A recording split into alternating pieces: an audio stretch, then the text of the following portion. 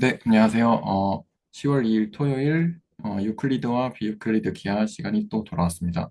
오늘은 이제 채널지기 선생님께서 이제 조인을 하셔서 약간 뭐 질문이나 이런 거 그다음에 같이 이렇게 디스커션을 좀 해주시기로 했습니다. 그래서 일단 처음은 뭐 김민기 선생님 먼저 해보시겠어요? 같이 네 질문이 있으신 거를 네, 같이 이야기를 해보고, 그 다음에 뭐 답변도 듣고 디스커션도 하고 그러면 좋을 것 같습니다. 네. 저는 아, 잠시만요. 아, 저는 슬랙에도 글을 남겼었는데, 일단은 제가 일전에 한번 발표를 했었던 파푸스 정리에 대해서, 이제 또 한번 교수님의 관점에 나왔던 설명도 한번 들어보고 싶고요. 그 다음에, 음, 사양 평면에서의 어떤 거리에 관련돼서 조금 질문을 하고 싶어요. 그게 이제 사양 평면을 그냥 그 완전 똑같진 않지만 상반 구면처럼 간주하고 이제 거기서 이제 그 무한 직선이 나오는 부분만 조금 조심해서 해서 그 구위에서 우리가 거리를 혹시 하면 되지 않나. 그러면 그 거리가 보통 우리가 거리로서의 그게 잘 작동하는가 그런 것들이 조금 궁금하고 그다음에 파푸스 정리 같은 거 이제 파스칼의 정리하고 이런 걸 보니까 공선적인 것들을 이제 보니까 행렬식을 구할 때 제가 설명을 잘 못하겠는데 행렬식을 구할 때 그런 조합적인 것하고 그러니까 기호들이 상당히 비슷하더라고요. 그러니까 그래서 근데 이제 행렬식의 정의에서 그 사인이 플러스일 때와 마이너스일 때가 있는데, 혹시 그것들이 또 이제 파스토스 장르와 어떻게 연관돼서 그 안에서 또 어떤 기하적 의미가 있지는 않은가, 그런 것들이 궁금합니다. 그리고 이제 또, 요건 이제 사양 기하 공부를 하면서 이제 조금 어려움을 느끼면서 이제 하는 질문인데, 이제 사양 기하를 배우면서, 어떤 기하학적인 해석을 할 때, 이게 좀 상당히 재밌는 것 같아요. 근데 이제 사실 이게 하다 보면, 좀 틀릴까 봐. 그래서 이제 혹시 그 틀린 걸 제가 계속 가지고 있으면 또 오개념이 좀 더 깊어질까 봐. 그래서 이제 사실 그런 게 좀 걱정이긴 해서 좀 스스로 이런 것을 확인할 수 있으면 좋겠는데, 뭐 어떤 식으로 하면 좋을지, 뭐 공부하는데 꿀팁이나 뭐 그런 것들 조금 궁금합니다. 이상입니다.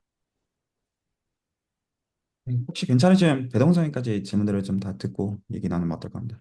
아, 네네. 저는 이제 그 최근에 상대론 쪽으로 조금 상대론이랑 뭐 로렌츠 변환이랑 민kov스키 시공간 뭐 이런 쪽으로 조금 공부를 좀 하고 있었는데요. 근데 이제 그 민kov스키 시공간에서 이제 시공간 간격 인터벌을 정의를 할때 뭐 보통 이제 3차원에서 우리가 공간에서 어떤 두 점 사이 거리를 정의를 할 때는 그냥 제곱을 다 더하는데 그 민콥스키 시공간에서는 시간 쪽은 또는 이제 시간 쪽을 플러스로 하면 공간 쪽은 마이너스로 해가지고 제곱을 해서 더하잖아요. 그게 이제 처음에는 그냥 그런가 보다 했는데 약간 왜 굳이 마이너스를 붙이지? 라고 그 마이너스 붙이는 거는 사실 허수가 들어가는 건데 왜 허수 쪽으로 좀 생각을 하지라는 게 근데 그게 사실은 불변량하고 관련이 있다는 거는 뭐 알겠거든요. 근데 그보다 좀 더 뒷배경에 뭔가가 있지 않을까라는 생각이 조금 들어가지고 네, 그걸 이제 또 질문을 하고 싶고 그리고 그 정경훈 교수님께서 이제 사원수 관련해서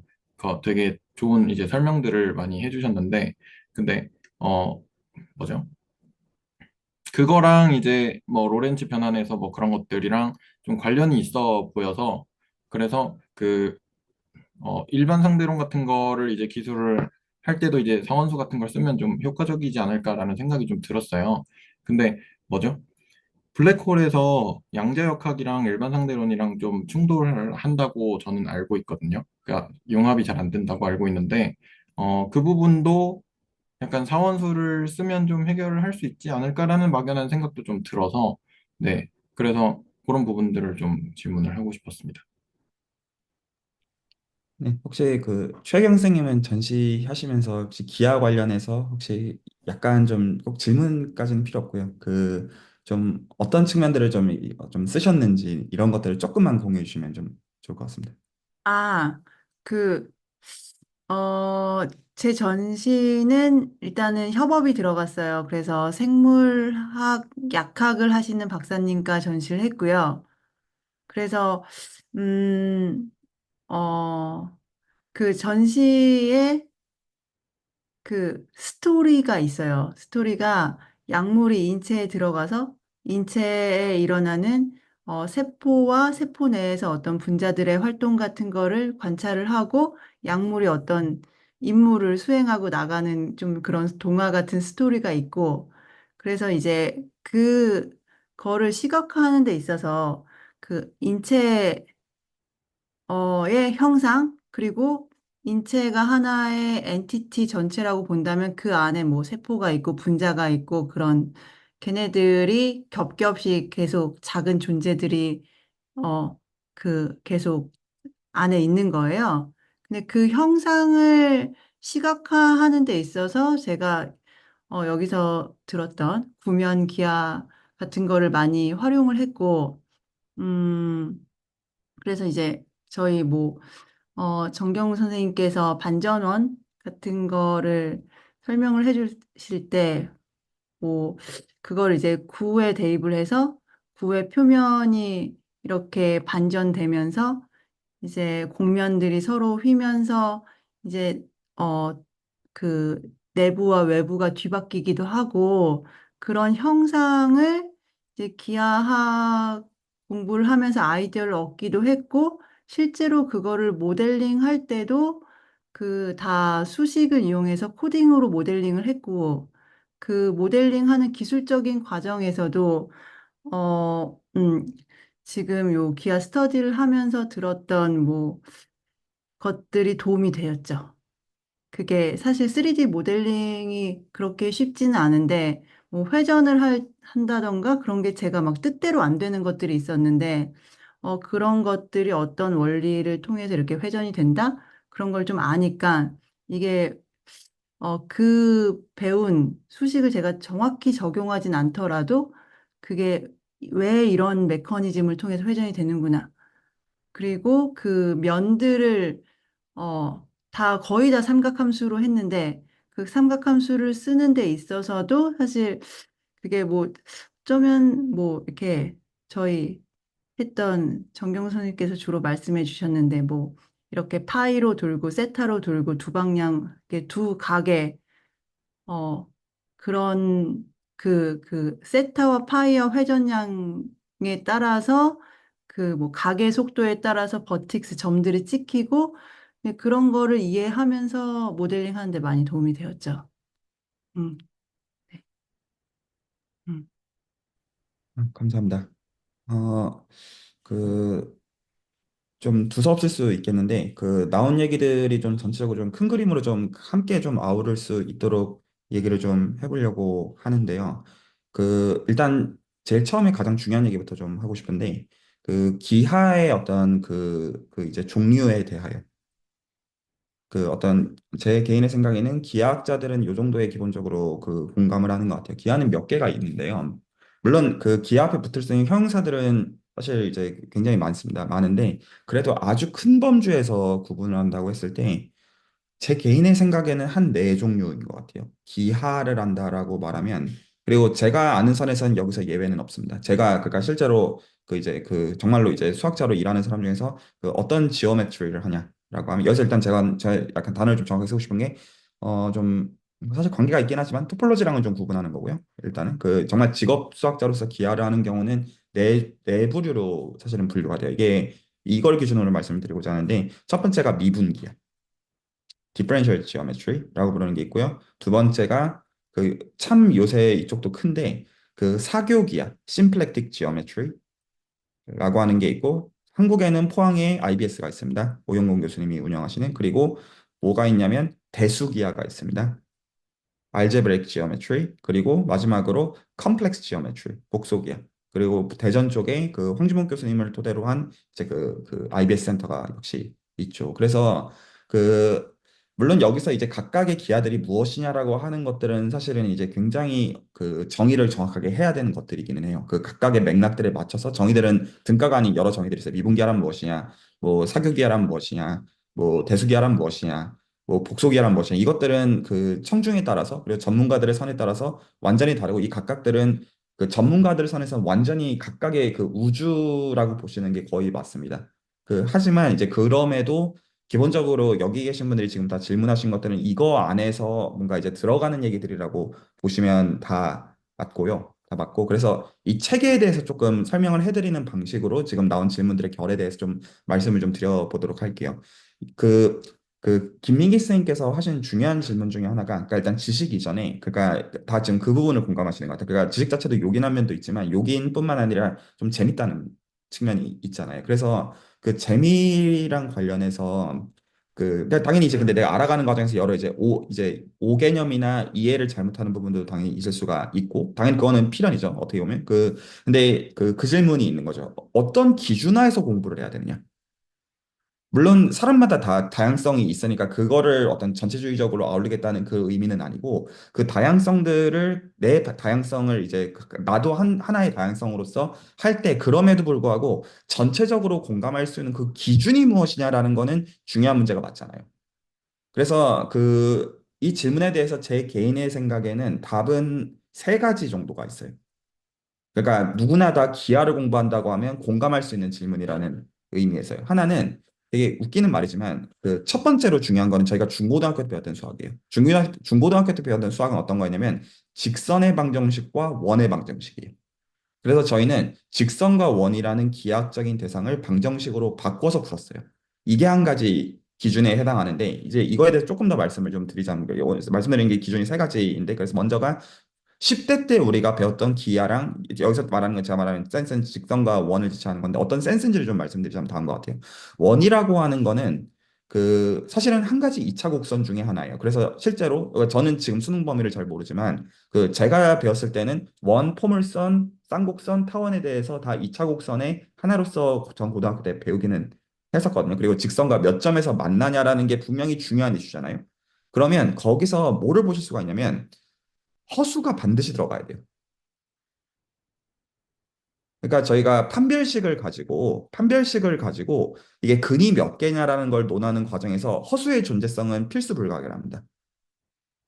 이 관점을 동의하신다면 여기서 관점이 지금 이 첫 번째 경우에 대해서 계속 말씀드린 건데요. 두 가지로 갈려요. 어떻게 갈리냐면 저희가 그러면 직선과 기본적으로 어떤 2차 곡선의 관계. 제가 일부러 단어를 포물선이나 원이라고 애매하게 표현하지 않고 2차 곡선을 표현한 이유는 사실은 결과적으로 이제 어떤 사형 기하에서는 같은 대상이기 때문에 이렇게 표현을 한 겁니다. 그 자체도 좀 질문으로 섞여 있는 것 같긴 하죠. 어쨌든 사실 합동인 대상에 해당하는데, 그러면 지금 이 어떤 근들을 포함시키는 과정에서 허수를 끌어들이는 거를 필요 조건으로 보느냐는 좀 중요한 문제예요. 허수를 끌어들이기 위해서는 말 그대로 수체계를 바꿔야 되는 이슈가 있어요. 그리고 이제 요거 제가 답을 일부러 이렇게 하는 거는 배동 선생님의 어떤 질문이랑 사실 이어지기 때문에 제가 일부러 이렇게 하네요. 그래서 중고등학교 때 수학에서 우리가 이 어떤 실수를 기준으로 볼 것이냐, 그리고 복소수를 기준으로 볼 것이냐라는 거는 방정식의 해, 그리고 혹은 교점의 개수를 기술하는 과정에서 기본적으로 들어온다라는 거예요. 혹시 이 부분이 이해가 되시죠? 그래서 이거 관련해 가지고 두 가지로 분기가 되는데, 저희가 좌표 평면을 기본적으로 그릴 때 제가 예전에 설명해 드린 걸 포함해서 우리가 이 다른 두 직선이 한 점에서 만난다라는 개념을 만들어내기 위해서 사형 공간이라는 사형 평면이라는 개념을 상정을 한 것인데, 근데 여기서 사용 평면을 상정하는 방식이 그래서 기본적으로 지금까지 말씀드린 걸로는 두 가지가 있는 거예요. 하나는 실수를 기준으로 상정하는 것. 그래서 이걸 보통 Real Projective Plane, RP2라고 부릅니다. 그리고 복소수를 기준으로 상정하는 것. 이걸 보통 CP1이라고 부르고, 디멘전이 올라가는 경우에 대해서는, 그러니까 C1에 대해서는 CP1이 되고 CN에 대해서는 CPN이 되는 거예요. 기본적으로. 그래서 이것들은 다른데, 이것도 기준을 좀 더 말씀드리자면 다음과 같아요. 사실 이게 전부가 아니에요. 뭐도 있냐면 4원수랑 8원수도 있어요. 왜 이 네 가지가 전부인지에 대한 기준을 말씀드려야 되는데, 제가 그 아마도 제가 스펠링이 정확하진 않습니다. 아마 슈리치 티어럼인가 이런데, 제가 필요하면 레퍼런스 찾아볼 수 있는데 그냥 지금 생각나는 대로 말씀드리는 겁니다. 이게 어떤 정리냐면요. 슈리치 티어럼이 사실 여러 가지가 있는데 그 중에 하나인데, 뭐냐면 벡터 공간이 주어져 있을 때, 그 기준은 다음 것 같습니다. 그 실수 위에서 벡터 공간이 주어져 있을 때, 놈이 있다라고 가정을 하겠습니다. 놈이 있다고 가정을 할 때, 그런데 뭐를 가정하겠냐면, 곱셈이 있다라고 가정을 하겠습니다. 실수 집합이나 복소수 집합이나 곱셈이 정의가 돼 있죠. 그렇죠? 그리고 어떤 특징을 갖고 있냐면, 실수 집합은 두 수 곱해서 절대값을 취한 것과 각각의 절대값 취한 게 같죠. 동의하시죠? 복소수의 경우도 복소수 두 개를 곱해서 놈을 취하는 행위와 각각의 복소수를 놈을 취한 다음에 곱하는 행위가 같습니다. 그래서 이거를 허용하는 벡터 공간이 무엇이냐라고 하면 네 가지밖에 없어요. 그래서 실수, 복소수, 사원수, 팔원수 이 네 가지밖에 없습니다. 그래서 벡터 공간으로서는 R1, R2, R4, R8 이거밖에 없어요. 다시 말씀드리면 곱셈을 허용하고 그 곱셈이 놈에 대해서 컴패러빌리티가 있을 때, 즉 곱하고 놈을 취하느냐, 곱하고 크기를 재느냐, 크기를 재놓고 곱하느냐가 같아지는 거는 슈리치 티어럼에 따르면 분류로서 이 네 가지밖에 없어요. 그래서 기본적으로 저희가 어떤 기하적인 양을 생각할 때 벡터의 크기를 재는 게 필요한 그 맥락을 생각한다고 한다면 이건 사실 배제하기가 굉장히 어려운 조건이죠. 그러면 수체계로서 들어오는 건 그래서 실수, 복소수, 사원수, 팔원수가 있는 거예요. 그래서 이 정리는 휴리시 티어럼이라고 불러요. 휴리시 티어럼 이것만 있는 거 아닌데 아마 제가 그리고 단어가 정확하지 않을 수도 있습니다. 그래서 이것 때문에 사실은요, 제가 지금 말씀드린 리얼 프로젝티브 스페이스랑 컴플렉스 프로젝티브 스페이스만 있는 것이 아니고 두 가지가 더 있는 거예요. 쿼터니어닝 프로젝티브 스페이스가 있고 옥토니어닝 프로젝티브 스페이스. 그래서 그 수체계 분류를 기준으로 해가지고 기본적으로 포뮬레이션이 되어 있는 것은 이 네 가지입니다. 그래서 이거는 수학이 나중에 바뀌고 나서도 바뀔 수는 없는 거예요. 이 구조에 대해서 저희가 그 어떤 구조 자체를 기준을 바꾸지 않는 한, 그래서 일단은 이게 수체계를 기준으로 하는 한 가지 중요한 기준이 되어지고요. 혹시 이해가 되시죠? 그래서 제가 지금 말씀드렸던 직선과 이차곡선이 만나는 관계를 허수가 들어오니까 복소수가 들어온다라고 제가 설명한 거는 사실은 미스리딩 면이 있고, 사실은 여기다가 맥락에다가 사원수랑 팔원수도 끌어들여도 돼요. 그래서 이것들은 장점과 단점의 문제로 보셔야 되는 것이 아니고, 그러니까 마치 실수랑 복수를 놓고 보면 약간 그런 느낌을 받기가 되게 좋잖아요. 그게 아니고 사실은 이 네 가지 다른 세계관이 있다고 보시는 것이 수학적으로 맞습니다.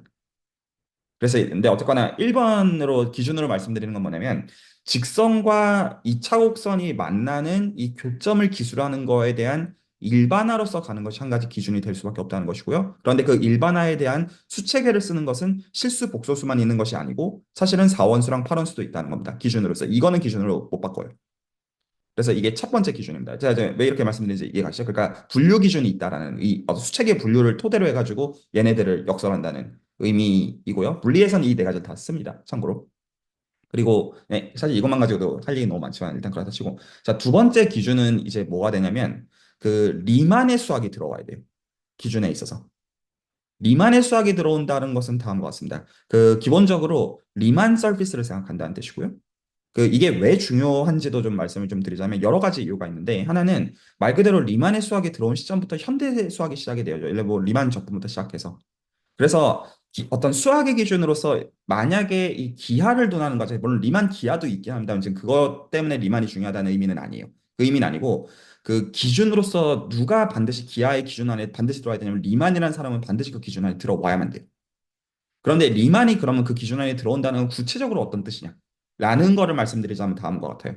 이게 굉장히 중요한 사실인데, 그, 포멀한 말씀을 좀 드립니다. 포멀하게는 컴팩트 오리엔터블 서피스는 언제나 알제브레이크하다. 라는 게 포멀한 스테이트먼트이고요. 뭔 헛소리인지를 말씀드리자면 다음과 같습니다. 기본적으로 그 여러분들이 아시는 그러니까 이 오리엔터블이라는 거는 예를 들어 메비우스 밴드나 이런 굉장히 이상한 사항들을 배제한다 정도로 생각하셔도 됩니다. 클라인병이나 이런 것들만 오리엔터블이라는 말을 오리엔터블의 정의가 뭐지 간에 굉장히 이상한 공면들만 좀 배제된다 정도의 느낌으로 갖고 계셔도 족한데, 기본적으로 2차원 공면은요 언제나 다항식의 해집합입니다. 이거 굉장히 센 주장입니다. 다시 말씀드린다. 오리엔터빌리티라고 하는 조건이 걸리긴 해야 되는데 컴팩트란 말도 필요합니다. 그래서 컴팩트 오리엔터블이면 그러니까 이제 꽉 차 있는 그런 곡면이면 반드시 다항식 해집합입니다. 이게 리만의 수학이 주는 굉장히 중요한 함의 중에 하나입니다. 그래서 이게 두 가지 세계관이 다 동시에 공존하고 있는 거거든요. 그러니까 만약에 여러분들이 그 R3에서 적당히 컴팩트한 곡면을 함수의 그래프로서 생각하시면 사실은 이미 다항식 해집합이에요. 그래서 이거 자체가 중요한 기준입니다. 좀 더 포멀하게 말씀을 드리자면 대학교에서 미분기하를 배운다는 거는 1차원 곡선과 2차원 곡면. 여기서 1차원, 2차원은 실수를 기준으로 하는 이야기입니다. 를 배우는 것이 대학교에서의 학부 미분기하라고 부르는 과목인데 여기서 보통 통상적으로 다루는 물론 여기서 보면은 기본적으로 메브스밴드나 클라인병도 다루기는 해요. 하지만 그런 어떤 오리엔터블이 깨지는 그런 상황과 소위 말해서 컴팩트하지 않은 예시 예를 들어 디스크 같은 컴팩트하지 않은 예시나 바운더리가 없을 때 그런 거를 배제하고 본다면 반드시 이 곡면은 어떤 쉐입에 대한 해석이 있는 것뿐만 아니라 다항식으로서의 해석이 반드시 존재합니다. 이게 그 어떤 쉐입에 대한 해석과 다항식을 토대로 해서 대수학으로 가는 거에 대한 그 중간 길목의 가장 중요한 예시예요. 그래서 기본적으로 미분기하를 공부한다고 말하는 사람들이나 대수기하를 공부한다고 말하는 사람의 가장 쉬운 예시는 컴팩트 오리엔터블 서피스거든요. 그래서 이게 복소수위에서는 1차원으로 봅니다. 실수에서는 2차원이지만 복소수는 1차원이에요. 이게 가장 중요한 예시예요. 왜냐하면 여기서 다 셋업이 되어지는 얘기입니다. 그래서 기본적으로 사형 그 아까 이제 그래서 김미애 선생님께서 하신 질문의 결로 돌아가자면 다음과 같아요. 그러니까 그 기본적으로 우리가 그 어떤 사형기하라는 걸 토대로 해가지고 보는 관점이 재밌다는 말을 할지인데 일단은 선택지는 그래서 네 가지가 있습니다. 실수를 기준으로 볼 것이냐, 복수를 기준으로 볼 것이냐, 사원수를 기준으로 볼 것이냐, 팔원수를 기준으로 볼 것이냐라는 거는 이거는 장단점의 문제로 보는 게 아니라 각각 다른 세계관으로 보는 것이 기본적으로 맞고요. 그런데 기본적으로 리만의 수학에 들어오는 시점에서는 리만이 이 작업들을 복소수위에서 했습니다. 여러 이유에서 이게 여러 가지들을 용이하게 근데 오해하시면 안 되는 게 다른 게 나쁘다라는 결에서 이해하시면 안 되고 그냥 다른 세계관이라고 보시는 게 수학적으로는 제일 정확하게 맞는 워딩입니다. 그래서 복소수위에서 기술하게 되면 기본적으로 이게 다항식의 해집합에 대한 해석과 쉐입에 대한 해석 두 가지가 기본적으로 공존하게 되는 게 한 가지 중요한 이해의 단서가 되고요. 그 얘기는 저희가 지금 유클리드 기하의 대상들을 사형 기하의 대상으로 본다라는 것도 이 관점을 가지고 보아야 쉐입을 가지고 보는 관점과 대수학의 입장에서 보는 관점 두 가지가 공존하는 이게 가장 표준적인 대수기하로 가는 길이 됩니다. 오해하시면 안 되는 게 실수, 사원수, 팔원수가 나쁘다는 의미나 그런 의미가 아니라 이것들은 그 자체로 디벨롭이 현재도 수학계에서 되어가는 방향인데 복소수가 가장 많이 이해가 되어 있어요. 여러 이유에서. 근데 가장 중요한 이유는 그 그러니까 2차 곡선과 그 직선이 만나는 거의 관계를 설명하는 데 있어서 허수가 가장 어떻게 보면 간단하게 가장 직관적으로 볼 수 있는 방식이 되기 때문입니다. 혹시 제가 좀 어떤 걸 조심해서 말씀드린지 이해가시죠? 그러니까 이렇게 해야 된다는 필요 조건이라는 의미가 아니라 먼저 그 방향을 토대로 해서 리만이 가장 그걸 많이 발전을 시킨 거에서 그래서 여기서 그래서 기준에 해당하는 거는 내가 지금 어떤 보는 명제가 있으면 그거를 어디로 가지고 가야 된다는 얘기냐면 컴팩트 오리엔터블 서피스로 가지고 가시면 되고 이 말은 포멀하게 다시 얘기하면 리만 서피스라고 부르면 맞습니다. 그래서 수학적인 데피니션에서 컴팩트 오리엔터블 리마니안 서피스라고 부르는 것과 리만 서피스는 수학적인 정의는 사실 다르거든요. 수학적인 정의는 사실 결국 같은 거예요. 결국에는 동형이 됩니다. 그러니까 근데 이 동형이 된다는 건 굉장히 비자명한 사실이에요. 그래서 그 두 번째 기준에서는 굉장히 지금 중요한 게 그 리만의 수학이 들어오는 맥락이어야 된다는 겁니다. 그래서 제가 이거를 채널에서는 어떤 식으로 설명을 하냐면 리만의 수학과 그래서 리만의 수학을 가지고 그 이제 미분기하 사이드를 강조하면 리만의 복수 함수론이 나옵니다. 이게 제가 채널에서 리만의 어떤 복수 함수론으로 리만의 복수 해석으로 설명하고 있는 라인이에요. 그래서 이쪽은 그 기본적으로 FTC에서 출발해서 선적분을 가지고 실제로 그게 어떤 가우스 보넷으로서 어떤 의미를 가지고 있는지를 가지고 해서 복소함수론으로서 왜 이 얘기들을 소위 말해서 벡터 번들의 무슨 뭐 섹션을 토대로 해서 가우스 보넷이 어떤 뜻이냐 이런 것들을 굉장히 미적분하게 기본 정리를 가지고 제가 복수해서 강의에서 얘기를 해놨던 거예요. 배동생도 그 자리에 계셨었고 그리고 지금 현지 채널 시작된 그래서 이 라인은 리만 서피스에 대해서 쉐입에 대해서 논하는 방식에서 복수 해석을 벌어들이는 것이고요. 그리고 현재 채널에 진행되는 대수학의 아름다운 시간은 이거를 이쪽 그 쉐입에 대한 얘기 다 버리고 이쪽 얘기를 다 버리고 이거가 리마니안 서피스가 그러니까 뭐라 말씀드냐면 폴리노미얼의 제로셋이잖아요. 이거에 대한 대수 사이드만 보고 있는 거예요. 그러니까 같은 대상인데 코끼리를 그 이렇게 보나 저렇게 보나의 관점에서 똑같은 거를 보고 있기 때문에 그래서 기준은 그 적어도 이제 재생은 세 정도의 기하를 하는 사람들한테는 이게 추구점이 되어지는데, 미분기하는 추구점이 아니에요. 미분기하는 복소를 보통 그렇게 선호하지 않거든요. 여러 이유에서. 복소는 굉장히 센 구조이기 때문에. 그래서 미분기하는 사람들은 조금 별개가 되고, 그 대수기하, 복소기하, 사교기하라는 사람들은 이게 이해의 가장 기준이 됩니다. 리만 서피스를 기준으로 이해한다. 리만 서피스 기준으로 쉐입에 대한 이해랑 그 폴리노미알의 자료셋에 대한 이해를 토대로 가는 라인을 가지고 간다는 거예요. 그래서 이 양쪽 이해가 다 되는 것이 기본적으로 많은 라인이 됩니다. 어떤 대수적인 해석도 있지만 그게 전부가 아니에요. 그러니까 같은 건데 그거를 쓰는 도구도 완전히 다를 수가 있고 실제로 다릅니다, 전혀. 하지만 그 다루는 대상과 알고자 하는 구조라는 점에서는 이 도구가 다르다는 거지 알고자 하는 대상이 다르다는 뜻이 아닙니다. 그리고 어떤 식으로 디벨롭이 달라지냐면 이 가장 어떻게 보면 컴플렉스 기준으로 디멘전의 1인 상황이 제일 쉬운 상황이라 가지고 그거에 대해서는 그러니까 어지간한 게 다 된다라고도 사실 생각해도 되는 거예요. 그래서 거기서 그거에 맞는 도구들을 가지고 그거에 맞는 추상화로 가면서 각각의 다른 세계관이 된다고 보셔도 됩니다. 그래서 계속 말씀드리지만 제가 지금 말씀드린 네 가지 기하는 다 달라요. 미분기하, 대수기하, 예를 들어 사교기하, 복소기하 이것들은 각각들을 하고 있는 사람들 각각 다 우주적인 세계관입니다. 이것들을 모두 알고 있다는 건 말도 안 되는 그런 약간 얘기이지만 그럼에도 이게 오버랩으로 만나는 거는 기본적으로 리만 서피스에서 오버랩으로 만납니다. 그래서 대화의 기준, 리만 서피스는 어떤 기하라더라도 중요한 것이기 때문에 이걸 기준으로 왔다 갔다 하면서 내 언어가 잡혀가는 것이 저는 맞다고 보는 입장이고 이 관점은 저만 그런 게 아니라 스탠다드하게 기하를 하는 입장에서는 굉장히 표준적인 관점이라고 저는 개인적으로 생각을 합니다. 커뮤니케이션 할 때 명제가 이해가 안 가면 일단 리만 서비스로 도망가신다는 뜻이고 그래서 실제로 저는 채널에서 복수 해석이나 대수하게 하는 다음에 정확하게 그렇게 하고 있습니다. 그래서 제가 늘 예시를 드는 게 S2나 토로스를 봐라라고 얘기를 하는 이유가 거기에 있습니다. 이게 두 번째 기준에 해당하고요.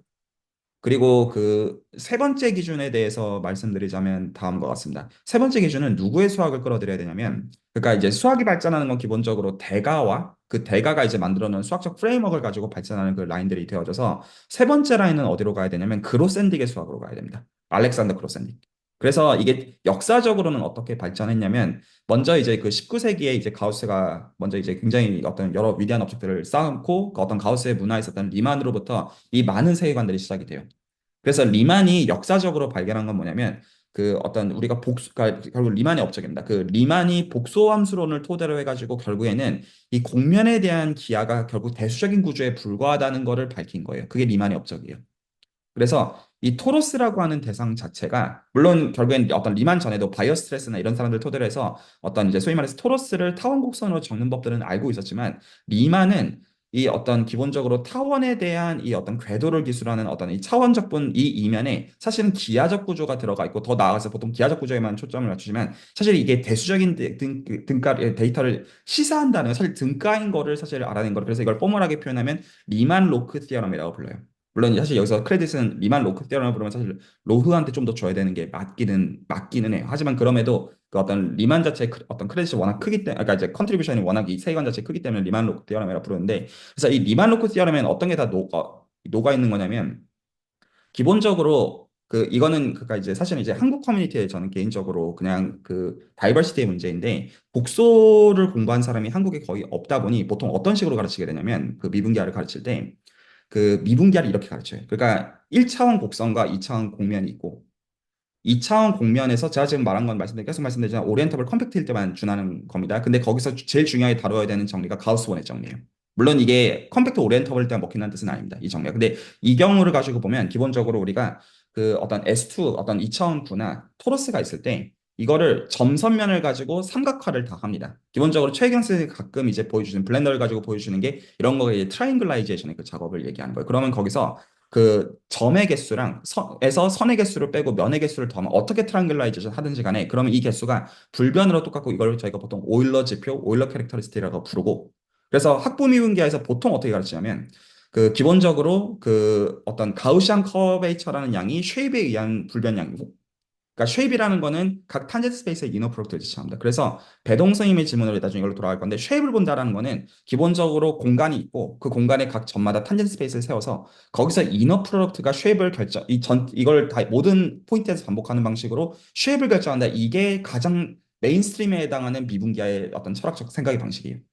그러면 이제 요거를 가지고 기준이 되어지는 게 가장 중요한 게 가우시안 커베이처, 가우스 공률. 그래서 가우스 공률을 가지고 그 어떤 이게 기본적으로 이제 굉장히 내재적인 양인데 사실 이것도 공부해야 되는 중요한 거는 맞고요. 그리고 보통 이게 학부모에서 이렇게 가르칩니다. 그리고 가우시안 공률을 적분해가지고 2파이로 나누면 이게 정확하게 점의 개수 빼기 선의 개수 더하기 면의 개수로서 오일러 지표가 되어서 그래서 이게 미분기하적인 양과 위상수학적인 양과 조합론적인 양이 관계가 있다라고 보통 가르쳐요. 보통 여기까지만 배워도 잘 배우는 거는 맞고요. 그런데 사실은 이거는 한 가지 굉장히 중요한 거를 누락하는 거예요. 어떤 거를 누락하는 거냐면 제가 말씀드린 것처럼 컴팩트 오리엔터블 서피스는 뭐라고요? 다항식의 해집합이에요. 그러므로 우리가 지금 보는 모든 데이터는 다항식 안에 다 녹아 있어요. 그래서 어디까지 이해가 되어야 되는 거냐면 지금 이런 식으로 미분기야 위상수학 조합론을 가지고 보는 양이 왜 다항식에 녹아 있는지까지를 보아야지 이게 사실 온전한 이해라고 볼 수가 있는 거예요. 그래서 그 데이터가 녹아 있는 게 리만 로그 티어럼이라고 하는 거에 녹아 있는 거예요. 중요한 이유가. 그러니까 보통은 그래서 제가 왜 빠져 있다고 얘기하냐면 학부 미분기를 가르칠 때 복수 해석의 관점에서 가르치지 않기 때문에 리만 로우를 설명하지 못해요. 그래서 이게 점선 면의 관점에서 이것들을 기본적으로 보게 되는데 아니에요. 사실은 정확하게는 뭐여야 되냐면 공간 위에서 그 공간의 섹션을 표현하는 번들이 주어져요. 제가 좀 일부러 팬시한 용어들을 조금 여기서 언급했는데 뭐를 표준적으로 기하는 사람들은 어떻게 보는지에 대해서 그래서 공간이 주어져 있으면 공간이 주어져 있는 건 대수적으로는 린이 주어져 있는 거예요. 공간 위에서 이 공간의 벡터장이나 미분 형식을 표현하는 그 어떤 번들이 주어져요. 번들은 대수적으로는 마줄이에요. 그래서 그 마줄의 정보를 가지고 이것들이 마줄의 그 결국에는 그 쿨 디멘전 이런 양으로 다 표현되는 거 다 다항식의 해집합으로 개수나 차수의 데이터로 다 표현이 되는 겁니다. 여기까지 이해가 되어야 제가 중학교 때 중고등학교 때 직선과 원이라고 하는 거를 방정식과 기하를 연결하는 라인에서 표준적으로 연결이 되는 거예요. 그래서 중요해요. 그래서 왠지 미분기하를 배우게 되면 이런 어떤 대수적인 이해랑 기본적으로 그리고 보통 이제 어떤 갈로아 티어리나 이런 거랑 이해가 무관하게 가는 이유는 리만의 복소 함수론을 토대로 해가지고 리만 로크 티어럼을 끌어들이지 않기 때문이에요. 그 그래서 이제 그 채널에서는 제 이 두 가지를 다 각각으로 강조하는 편입니다. 리만 설피스를 토대로 해가지고 이 두 가지 예들을 다 해야 된다. 이게 두 번째 기준인데 세 번째 기준 다시 가면 그러면 알렉산더 그로샌딕은 어떤 일을 했냐? 이거를 반대로 뒤집었어요. 그러니까 뭐냐면 리만이 한 웍은 뭐냐면 기하학적인 구조가 대수적인 구조를 시사한다는 것이고요. 그 거기서 그 알렉산더 그로샌딕이 한 가장 중요한 거가 뭐냐면 공간이라는 개념을 바꿉니다. 그래서 그 채널에서는 보통 어떤 식으로 설명하냐면 우리가 스페이스라는 단어를 쓰는 거기다가 적어도 그 형용사로 쓰면 위상 공간이라는 단어를 넣거든요. 그로샌딕은 이거를 포기합니다. 그래서 컨트리뷰션으로는 리만은 대수적 구조랑 기하적 구조가 같다는 거란 거예요. 그로샌딩은 뭐 하냐면 여기서 추상화를 가는 방식으로 해서 공간이라고 하는 걸 뭘로 바꾸냐면 카테고리로 바꿉니다. 그래서 이제 이거에 해당하는 가장 이제 중요한 워딩이 이거는 보통 수론을 공부하는 사람들한테 가장 표준적인 거가 해당하는데 보통 에딸 사이트라고 불러요.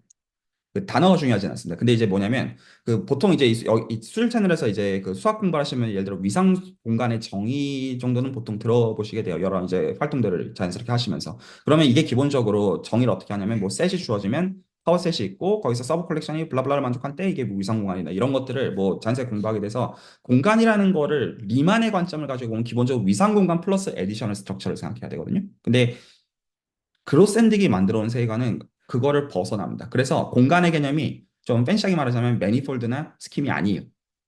그런 게 아니에요. 그래서 실제로 이게 우리가 직관적으로 생각하는 그 공간과 그로샌딕이 논하는 공간이라는 개념은 공간 개념 자체가 달라요. 물론 그로샌딕이 말하는 거는 그 리만이 만들어 놓은 세계관을 포함하는 세계관입니다. 더 크게 포함하는 세계관이에요. 근데 그걸로 종속되지 않습니다. 그러니까 필요 조건이 아니에요. 그래서 더 큰 거예요.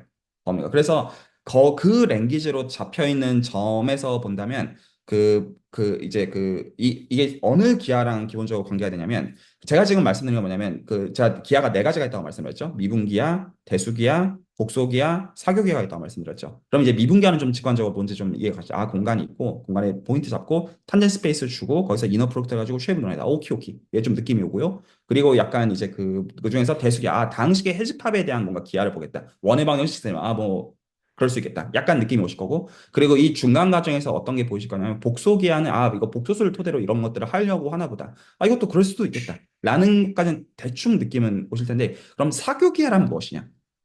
라는 거가 사실 논할 필요가 있는데 이게 이렇게 논해져요. 이게 어떻게 되는 라인이냐면 이렇게 되는데 기본적으로 그 사교기하 심플렉스 지오메트리가 뭐냐라는 건 굉장히 해야 되는 얘기가 많은 거지만 어디서 오는 거냐면 고전역학에서부터 오고요. 그 클래시컬 메카닉스에서 기본적으로인데 뭐가 기본적으로 어떤 물리학에서 중요하냐면 그 어떤 그 리스트 액션 프린시플이라는 게 있어요. 그래서 저희가 기본적으로 그 기본적인 이 시공간을 어떤 식으로 설명할지에 있어가지고 소위 말해서 특정 이제 그 코스트 펑션의 그 미니마이징 하는 걸로 기본적으로 기술하는 그 방식이 있거든요. 그런데 그 저는 보통 그렇게 설명하는 편이에요. 이게 에너지 보존 법칙을 사실은 얘기하는 거예요. 실질적으로는 에너지 보존 법칙을 그러니까 에너지 보존 법칙은 쉐입이라는 건 좀 다른 얘기죠. 쉐입이 기하적 구조를 결정한다는 게 미분기하고 그 수학적으로는 고전역학을 토대로 해야지 온다라고 해야지 포멀하게 맞는 말인데 저는 사실은 인포멀하게는 어떻게 생각하냐면 에너지 보존 법칙에 대한 기하적 구조가 사실은 사교 기하인데 이게 그 라인으로 가다 보면 이게 기본적으로 이제 중요한 문제들이 예를 들어 뭐 끈이론의 어떤 그런 맥락 여러 가지 맥락들이 있거든요. 그런데 그 거기서 풀려고 하는 문제들이 있어요. 근데 그 중에 가장 이제 중요한 이제 문제가 뭐냐면 우리가 사는 시공간이 뭐냐라는 것과 상관이 있어요. 대동소이님 질문이랑 연결이 되어지는데 그러면 그 시공간의 모델이 기본적으로 그 상대성 이론 여기도 조금 더 말씀 좀 드릴게요. 근데 상대성 이론과 양자역학이 여러 이제 어떤 그 컨트로버스를 갖고 있는 것도 맞기는 맞는데 거기서 이제 중요한 관점이 두 가지가 동시에 공존하고 있어요. 지금 이 세 번째 기준 그로샌딕의 수학이 왜 나오냐, 왜 중요한지를 조금 설명을 좀 해드리려고 하는 거예요. 그래서 시공간을 기본적으로 볼 때 이렇게 보내요. 제가 좀 얘기가 좀 여러 가지 한꺼번에 얘기하다 보니까 좀 혹시 꼬이면 좀 그 듣고 싶은 부분들이 좀 강조점 있으면 그 끊고 좀 얘기를 좀 해주셔도 괜찮습니다. 시공간을 기본적으로 볼 때 이렇게 보는 겁니다. 그 기본적으로 그 인디펜던트 베리어블을 네 개로 보느냐 아니냐의 문제. 그러니까 이것들의 관계에 대해서 보는 게 기본적으로 민코스키 스페이스를 포함해서 로렌치안 매니폴드가 되는 건데 그거 이전에 기본적으로 우리가 시공간을 보는 게 변수를 네 개로 볼 것이냐 아니냐의 문제가 있는데 이 아니냐의 문제는 뭘 얘기하는 거냐면 양자역학적으로 포함해서 미시세계를 지칭하는 거예요. 이 미세계를 기본적으로 지칭하는 거는 가장 기본적으로는 스트링 티어리. 그런데 이 기본적으로 이 미시세계에 대한 거는 그래서 히든 디멘전이 있다. 뭐 이런 말들 아마 들어보셨을 수도 있어요. 그래서 이 히든 디멘전이라고 하는 거에 대한 그 분류의 기준으로부터 나오는 모델은 두 가지가 있어요. 하나가 3디멘셔널 칼라비아오 매니폴드. 여기서 3디멘셔널 복소술 기준으로 얘기해서 실술 기준은 6차원입니다. 그래서 3차원 칼라비아오 매니폴드가 수리물리에서 한 가지 이 히든 디멘전에 대한 후보가 되고요. 다른 하나가 G2 매니폴드라고 하는 그 7차원 공간인데 이거는 어떻게 있는 거냐면 그 일단 G2는 오늘 자세히 설명할 생각이 전혀 없기 때문에 그 어떤 맥락만 설명드리자면 다음 것 같아요. 저희가 다변수 미적분학을 보통 가르치면 뭐가 들어오냐면 크로스 프로덕트가 들어옵니다. 그리고 크로스 프로덕트에 여러 의미들이 있어요. 어떤 평행사 변형의 면적이니 뭐 어떤 두 벡터가 있으면 그거의 수직인 방향을 주니 여러 가지 맥락들이 있는데 보통 이 크로스 프로덕트를 어떤 식으로 설명하냐면 정의만 가지고 보면 이게 R3에서만 정의해야 된다. 라고 얘기하는 사실 아니에요. 사실 모든 n에서 사실은 정의해야 되는데 이게 특정 성질을 만족하는 크로스 프로덕트는 사실 R3만 있는 게 아니라 R7에도 있어요. 그래서 이 구조를 그 지지하는 기하를 G2 지오메트리라고 부르고 이 구조를 갖고 있는 매니폴드를 G2 매니폴드라고 불러서 이 히든 디멘전을 설명하는 기하적 구조는 두 가지 모델이 있습니다. 3디멘전 칼라비아오 매니폴드 그리고 G2 매니폴드 이 두 가지가 있어서 수리물리랑 기하가 관계가 있다는 건 이 둘 중 하나라는 거예요. 연구를 한다라는 의미에서는. 그래서 칼라비아오에 대해서 공부를 하거나 G2에 대해서 공부를 하거나 이 두 가지는 같이 한다기보다는 다 보통 같이 하는 라인들이 좀 많긴 한데 이게 사교계열 토대로 보통 같이 공부하는 라인들이 되긴 하는데 좀 어쨌든 달라요. 이것도 들어가면 다 각각의 우주적인 세계관이 되는데 그래서 기본적으로 이게 우주 모델에 대해서 그러니까 우리가 사는 시공간의 모델로서 3디멘셔널 칼라비아오 매니폴드를 볼 때 첫 번째로 현재 시점에서 뭐가 문제냐면 첫 번째 현재 시점에서 분류가 끝나지 않았어요. 몰라요. 그러니까 저희가 복소수 기준으로 1차원, 2차원까지는 이제 인간이 분류하는 법을 알고 있고, 그리고 이제 그 실수 기준으로 3차원, 4차원까지도 이걸 보통 저차원 이상수학이라고 불러서 분류하는 법을 대충 알거든요. 그런데 복소수를 기준으로 3차원에 대해서는 아직 분류가 안 끝나 있어요. 그래서 3디멘셔널 칼라비아오가 현재 알려져 있는 게 아마 10만 개 정도 될 거예요. 근데 이게 전부가 아니에요. 그래서 이게 기본적으로 3디멘셔널 칼라비 야오가 답인지도 모르는데 왜냐하면 G2라는 다른 대체제가 있거든요. 이 둘 다 뭐가 답인지는 몰라요. 우리 시공간을 설명하는 모델로서 뭐가 적합하는데 둘 다 후보지. 타당한 후보지로 기본적으로 손꼽히는 약간 이제 그 가운데 있는데 기본적으로 3디멘션 칼라비아오에 대해서 아직도 분류가 끝나지 않았기 때문에 그 작업이 한참이라고 보는 게 여러 개에서 맞고요. 그런데 기본적으로 이 공간을 분류한다는 걸 어떤 관점으로 데리고 가냐면 그 공간 자체를 공부하는 것 자체가 너무 사실 애매한 말이기 때문에 그 공간 안에 살고 있는 놈들을 보거든요. 그럼 기본적으로 이게 3디멘셔널 공간이기 때문에 여기서 기본적으로 끈이론의 맥락에서 끈이 그 스트링이라고 하는 게 사실은 정의가 리만 서비스예요. 사실은요. 그래서 거기서 어떤 리만 서피스가 살고 있는지가 중요하거든요. 그래서 이게 S2라고 하는 리만 서피스를 보통은 레셔널 커브라고 부르고요. 토로스라고 부르는 그 리만 서피스를 보통 일립트 커브라고 불러요. 그래서 칼라비아오 매니폴드 안에 이거 아직 모릅니다. 칼라비아오 매니폴드 안에 그 레셔널 커브나 일립틱 커브가 몇 개 돌아다니냐. 이게 기본적으로 이것들을 분류하는 한 가지 중요한 기준이 되는데 아직 몰라요. 그래서 이거를 공부하는 걸 수학에서 뭐라고 부르냐면 미러 그 이제 보통 거울 대칭이라고 불러요. 미러 시미트리. 이게 어떤 거냐면 이렇게 지금 하는 거거든요. 그러니까 제가 그로샌디기 수학이 왜 중요하냐는 관련해서 여기까지 지금 얘기가 나온 건데 그 이게 물리학자들이 약을 빱니다. 한 7, 80년대 정도인데요. 어떤 약을 빠냐면요. 그러니까 제가 말씀드린 거는요. 칼라비 야오 3차원 다양체의 분류가 안 끝났다고 했지. 이미 그 중에서는 이미 대상이 너무 많기 때문에 구체적으로 아는 것도 꽤 많아요. 그러니까 그 구체적으로 알고 있는 것 중에서 이 어떤 레셔널 커브나 일리프트 커브를 카운팅하는 겁니다. 구체적으로 알고 있는 건 있으니까요. 이해가 가시죠? 그러니까 이 모든 걸 다 안다는 얘기가 아니라 알고 있는 경우에 대해서는 일부 그거를 조사하는 게 가능할 거잖아요. 그런데 여기서 물리학자들이 어떻게 약을 빠는가 보니까 그래서 이 개수들을 이미 알고 있는 후보들이 있습니다. 이미 답을 알아요. 근데 이거를 어떻게 하냐면 이 칼라비아오 매니폴드랑 아무 상관이 없는 다른 칼라비아오 매니폴드로 가지고 가요. 그래서 거기서 어떤 함수를 해석적 함수, 어널리틱 펑션을 봐서 거기서 개수를 보니까 그 개수랑 이 커브의 개수가 같더라는 거예요. 다시 말씀드리면 특정 칼라비아 우리가 아는 거기서의 커브 카운팅에서 그 나온 개수가 다른 전혀 엄한 데의 다른 칼라비아 매니폴드의 어떤 해석적 함수의 그 어떤 테일러 전개를 해가지고 개수를 보니까요. 왜 받는지도 몰라요. 보니까 값이 같더래요. 그래서 이게 뭔 개소리지? 라는 게 이게 미러 시미트리의 현재까지의 사실 여전히 삽질이거든요. 그러니까 웃기는 거예요. 그러니까 전혀 상관이 없어 보이는데 값이 같다라는 게 너무 이상한 거예요. 그래서 그 제가 그 이제 그 UCSB에 있었을 때 이쪽으로 이제 일했던 사람 중에 대가 한 분이 이제 데이비드 모리슨인데 그 논문 80년대 논문 보통 이제 수학 논문 이런 식으로 안 쓰는데 뭐라고 하냐면 내가 드디어 미러 시미트리의 수학적 배경을 이해했다. 논문 첫 문단이 이렇게 가요. 그러니까 이게 개소리거든요. 그러니까 이런 얘기예요. 여러분들이 예를 들어 주식 투자에 관심이 있다고 칩시다.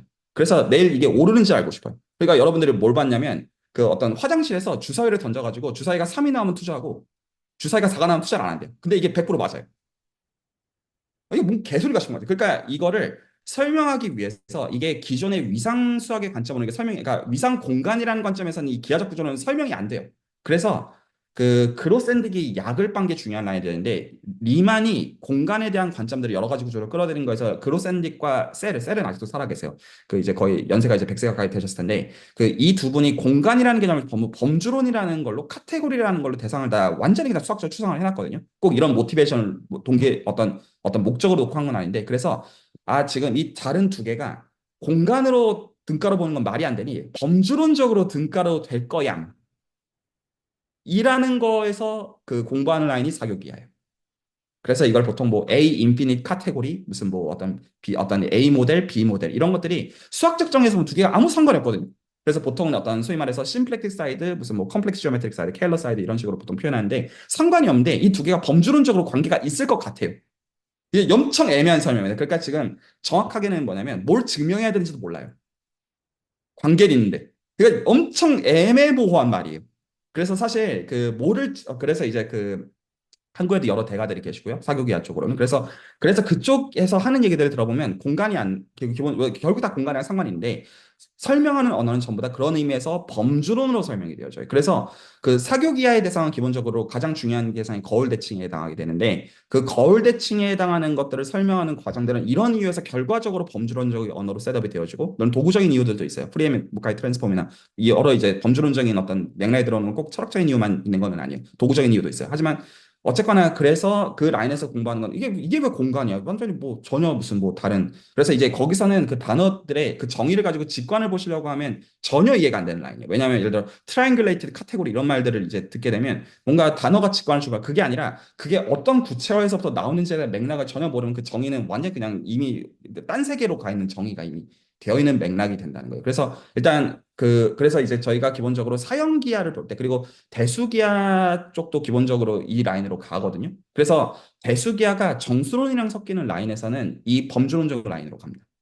그래서 이제 몇 가지 좀 버무리는 얘기들을 좀 정리해 주면 다음 것 같아요. 그래서 어떤 미분기하는 기본적으로 탄젠트 스페이스의 이너 프로덕트를 보는 게 맞습니다. 그게 미분기하고요. 근데 이제 거기서 기본적으로 복소기하를 토대로 해서 뭐랑 연결이 되어지냐면 대수기하랑 연결이 되어져요. 그래서 대수기하랑 연결이 되어지는 건 기본적으로 다항식의 해시팝 타입들을 본다라는 말로, 제가 왜 여기서 단어를 애매하게 타입이라고 말하는 거는 이제 대수학 가름당 들어오신 분들은 뭔 말인지 이해하실 거예요. 타입이라는 말이 이게 정확하게 다항식이라는 말은 아니지 뭔가 관계가 있다. 약간 그런 센스고요. 그리고 대수기하랑 어떤 이제 그 사교기하가 같이 가는 라인에서 어떤 그 대수기하나 사교가 같이 가는 라인에서 범주론이 들어오고 그 범주론의 그 라인에서 정수론으로 가게 돼요. 그래서 왜냐하면 이제 그 수 자체가 수론 자체가 이제 그 어떤 구조가 너무 나쁘기 때문에 공간으로 바라보면, 그래서 이거를 범주적으로 바라보는 게 저쪽 산술기하라고 하는 정수론의 어떤 기하적 구조를 보는 입장에서는 자연스러운 게 되어져요. 그래서 이게 일단은 기준이. 그래서 보통 이제 수학을 공부한다라고 하는 거면 이 셋 중에서 셋이라는 게 좀 적절한지 모르겠는데, 그래서 중고등학교 때 수학 배웠던 수학이 어떻게 추상화가 되는지를 보던가, 아니면 리만의 수학의 그 안에서의 무언가를 하고 있던가, 아니면 그로샌딕의 수학 안에서 뭔가를 하고 있거나, 그리고 사형기하를 공부한다는 그 이 모든 거에 다 해당합니다. 참고로. 그래서 이 어떤 이 안에서 기본적으로 대학원 때 공부가 설계되는 방식, 이 모든 것들을 다 어떤 뭐 코스적으로 설계가 되면, 그러니까 설계가 될 수 있으면 너무 이제 행운인 상황이고요. 이걸 설명할 수 있는 인스트럭터를 만났다는 거니까. 근데 그런 의미라기보다는 하나의 구체적인 것 들어가서 보면서 이 세관들을 좀 보면서 알아간다가 좀 더 정확하게 맞는 거긴 합니다. 그래서 좀 그런 의미에서는 셀렉션이 좀 필요한 면은 있습니다. 기준을 어떤 그 모든 걸 다 공부한다라고 하는 게 너무 공부할 양이 많기 때문이에요. 그 기본적인 어떤 그 부분에. 그리고 그런 식으로 절대 이제 전문적인 수학자들 다 알고 공부하는 게 아니라 해나가면서 세계관들을 이해한다가 좀 더 맞는 그 결에 해당하게 돼요. 자, 그 기준에 대한 말씀을 한 가지 일단 드렸고요. 이제 디테일에 대한 얘기를 좀 드리려고 하는데, 혹시 여기까지 질문이나 코멘트 있으면 듣고요. 좀 전달이 됐나요? 제가 이제 갖고 있는, 그러니까 이제 기약을 한다고 했을 때 갖고 있는 큰 그림에 대해서 기본적으로 말씀을 좀 드리고 있는 겁니다. 그럼 계속 좀 말씀을 드리자면 다음 것 같아요. 일단 배동성님의 질문으로 좀 돌아가고 싶은데, 먼저, 그, 기본적으로 리만은 이렇게 생각을 했어요. 어떻게 생각을 했냐면, 유클리드 공간이란 무엇이냐? 물론 벡터 공간입니다. 근데 유클리드 공간을 어떤 식으로 생각했냐면, 가우시안 커베이처가 0인 공간으로 생각을 한 거예요. R2로 생각할 때. 서피스가 있으면 서피스들 중에서 임의의 서피스, 사실 이거는 가우스의 법칙이에요. 그러니까 그 임의의 서피스들 중에서 R2란 무엇이냐? 물론 여기서 단순 연결 이런 말들을 좀 넣긴 해야 됩니다. 근데 여기서 가우시안 커베이처가 0인 거가 사실은 R2의 if and only if 컨디션이다. 이렇게 얘기한 거를 리만은 이거를 n차원으로 올린 거예요. 그래서 그 n차원 매니폴드 중에서 유클리드 공간이란 무엇이냐? 라는 질문의 답은 그 2차원 서브셋들을 바라볼 때, 정확한 어딩은 2차원 서브 매니폴드를 바라볼 때 이게 전부 다 가우시안 커베이처가 0이면 이거는 수학적으로 등가로 섹셔널 커베이처 0이란 말과 등가입니다. 그래서 그 n차원 공간을 바라볼 때 각각의 2차원 부분 공간들이 가우시안 공률이 0이면 이게 정확하게 공간이 유클리드 공간이라는 거랑 등가이다. 라는 게 기본적으로 리만 기하라고 하는 관점이에요. 자, 그러면 이제 여기까지를 말씀을 좀 드려놓고 배동 선생님의 질문으로 돌아가자면 다음 것 같아요. 왜 민코스키 스페이스 타임에서는 왜 기본적으로 어떤 한 방향이 뭔가가 좀 다르냐라는 게 기본적인 어떤 질문의 그 포인트에 해당하는데, 이거는 역사적으로 어떻게 나오냐면 맥스웰 방정식으로부터 나옵니다. 그래서 맥스웰 방정식은 기본적으로 현재 이제 포뮬레이션 되어 있는 거는 총 4가지 이퀘이션은 포뮬레이션 되어 있죠. 헤비사이드 시절에는 사실은 10가지였어요. 그래서 전기장과 자기장에 대한 거동을 다변수 비적분학으로 기술한 거가 맥스웰 방정식인데, 그 맥스웰 방정식에서 그러니까 실제로 전기장에 대한 방정식이 2개, 자기장에 대한 방정식이 2개예요. 그래서 이거 2개에서 그 가장 핵심에 해당하는 게 뭐냐면, 보통은 이걸 뭐 벡터 항등식이라고 부르면서 유도를 해가지고 하는 느낌이 되는데, 기본적인 직관은 뭐냐면 그 크로스 프로덕트를 2번 취한 게 라플라시안으로 기여한다는 거거든요. 물론 이게 일반적으로 되지는 않고 지금 이 맥스웰 방정식의 셋업에서 그냥 되는 거예요. 그래서 기본적으로 이렇게 직관을 가시면 딱 맞거든요. 그러니까 라플라시안이란 무엇이냐라고 하면 그 그레디언트의 다이버전스거든요. 그러니까 그레디언트는 내가 갖고 있는 펑션인데 그 방향으로 바뀌는 게 그레디언트예요. 다이버전스는 그 벡터장의 원천을 추출하는 거예요. 그래서 라플라시안은 그레디언트의 다이버전스거든요. 그래서 내가 생각하는 함수가 있는데 그 함수 방향의 원천이에요. 그래서 기본적으로 맥스웰 방정식은 사실은 어떤 걸 지칭하고 있는 거냐면, 전기장과 자기장에 대한 이 어떤 원천이 시간에 대한 세컨드 데리버티브로 뜬다는 거거든요. 수학적으로 정확하게 표현은. 그래서 이게 파동 방정식이 되어지고, 그런데 이 파동 방정식이 어떤 특징을 갖고 있냐면, 어쨌거나 맥스웰 방정식을 기술하기 위해서는 전기장과 자기장을 기술해야 되고 시간에 대한 변화를 기술해야 하므로, 그래서 변수는 적어도 R3를 기준으로 볼 때 R3가 꼭 R3 써야 되는 뜻은 아닌데 그냥 표준적인 의미에서 얘기하는 겁니다. X, Y, G, T인데 그걸 기준으로 전기장과 자기장을 기술해보면 이게 파동 방정식의 해가 되는데 그걸 기술해보면 이게 속도가 유한한 상수라는 결론을 얻게 돼요. 어떤 유전율 투가율에다가 루트 곱해가지고 뭐 분의 1한 거가 정확하게 사실 빛의 속도가 정확하게 되어져요. 이거 유도는 어디가나 널려 있고 그 어떤 뭐 요새는 뭐 챗GPT한테 물어봐도 아마 다 줄 거예요. 이거 유도는 사실 그렇게 어렵지 않아요. 그런데 여기서 이게 왜 골 때리는 사실이냐면 이게 이미 X, Y, G, T에 대해서 이게 다 된다라는 게 포인트예요. 이게 그 어떤 게 웃기는 거냐면 그 이게 웃기는 거예요. 우리가 살고 있었던 갈릴레이 변환이 허용되는 유클리드 공간의 경우에는 기본적으로 우리가 생각하는 공간이 있다는 거는 그 공간의 구조를 보존하는 그 어떤 함수들, 1대1 대응 함수들이 있다는 거예요. 좀 유식한 말로 말하면 뭐 오토몰피즘이라고 표현을 해도 되고 아이소메트리라고 표현을 해도 그 지금 맥락에서 사실 등가가 되어지는데 그러니까 뭐냐면 기하적 구조를 보존하는 1대1 대응 함수를 본다라고 하면 우리가 유클리드 공간을 기본적으로 중고등학교에서 가르치는 관점에서 어떻게 보냐면 평행이동하면 우리는 같은 거라고 생각해요. 대칭이동해도 우리는 같은 거라고 생각해요. 회전이동을 해도 우리는 같은 거라고 생각해요. 이걸 유식한 말로 갈릴레이 변환이라고 말해요. 그리고 혹은 유클리드 군에 의한 변환이라고 불러요. 왜 이렇게 지금 생각하는 건 뭐냐면 이런 함수들의 모임이 기본적으로 군이 되고요. 그룹이 되고요. 그런데 이거를 가지고 결국에는 다 프로덕트를 보존하기 때문에 근데 맥스웰 방정식은 어떤 골 때리는 상황이냐면 어떤 좌표계를 도입해도 빛의 상수 그 이제 전자기파의 속도가 상수해야 된다는 이상한 결론을 이뤄요. 이게 어떤 거냐면 상대 속도가 뭔가 이상하게 우리가 원래 생각하는 세계관에서 상대 속도가 바뀌어야 된단 말이에요. 안 바뀌어요. 그래서 그거를 보존하는 상대 속도가 언제나 바뀌지 않는 거를 보존하도록 변환을 하는 방식이 그게 로렌츠 변환, 로렌츠 트랜스포메이션이라고 부르는 거예요. 그래서 이 로렌츠 트랜스폼은 기본적으로 갈릴레이 변환과 달라요. 갈릴레이 변환은 상대 속도에 의한 이펙트가 고려가 되어야 그러니까 고려가 된다는 의미가 상대 속도 저희가 다르게 봐야 되는데 로렌츠 변환은 어떤 그 계에서 바라보더라도 어떤 코르디네이션 시스템에서 바라보더라도 이게 빛의 속도가 바뀌지 않아야 된다는 거를 존중하는 방식이 로렌츠 변환이에요. 그래서 이 로렌츠 변환의 입장에서 시공간을 바라본 게 아인슈타인의 특수상대성 이론이에요.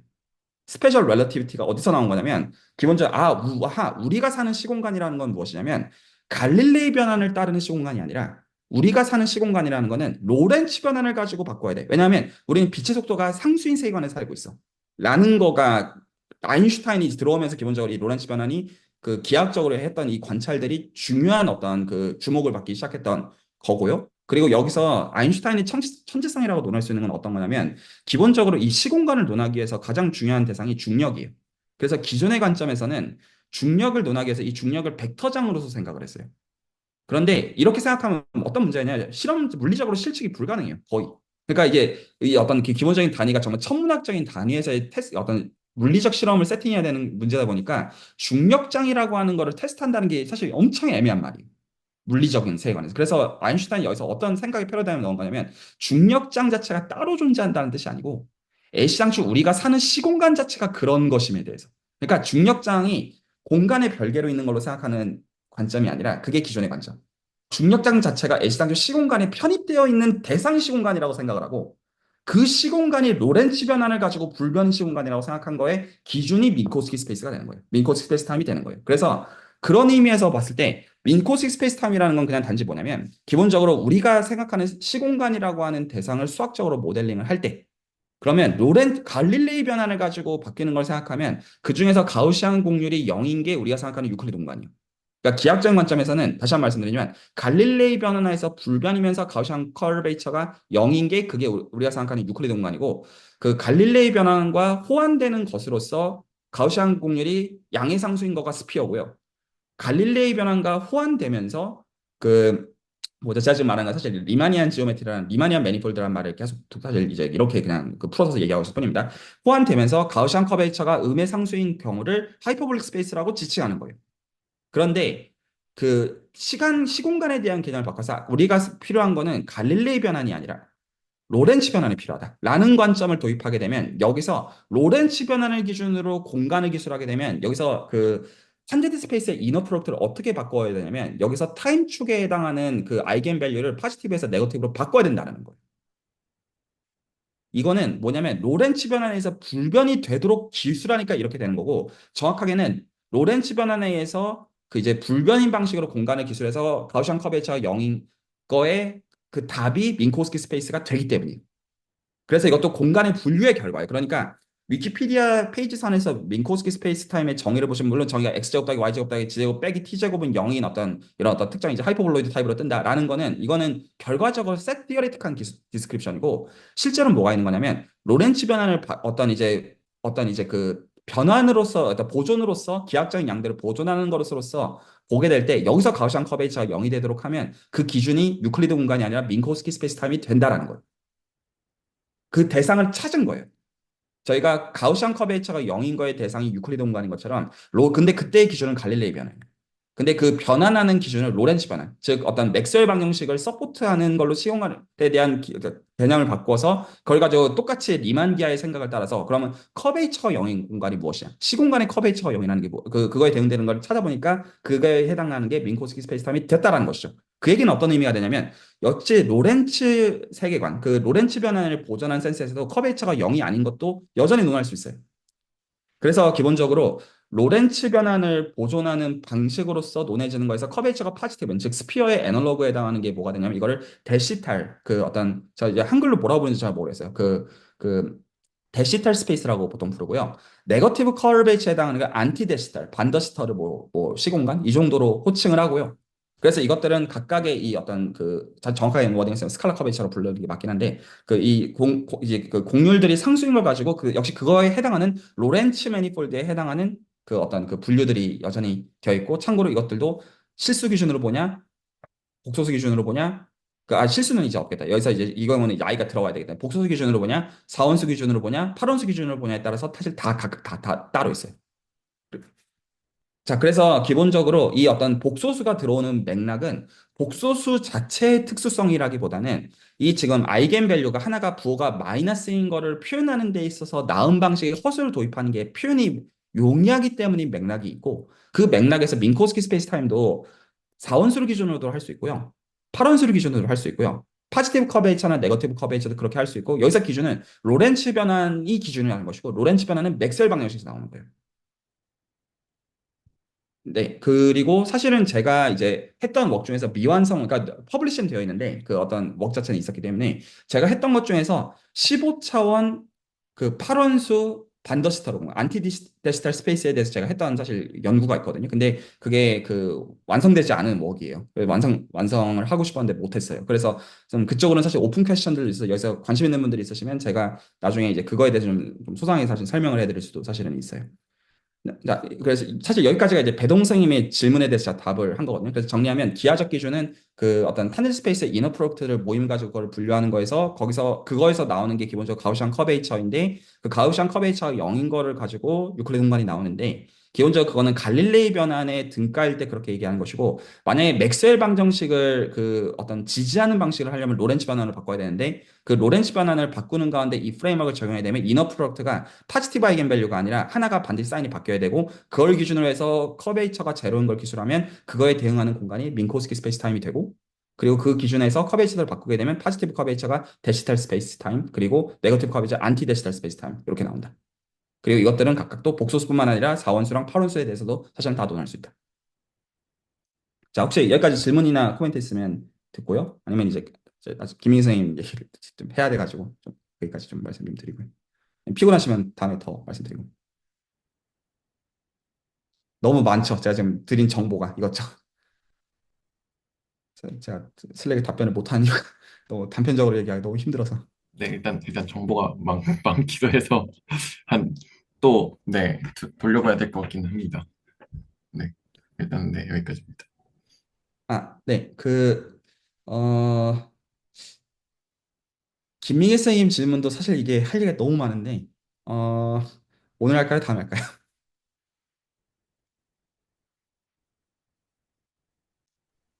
저는 괜찮거든요. 너무 투마치 토커 느낌이어서.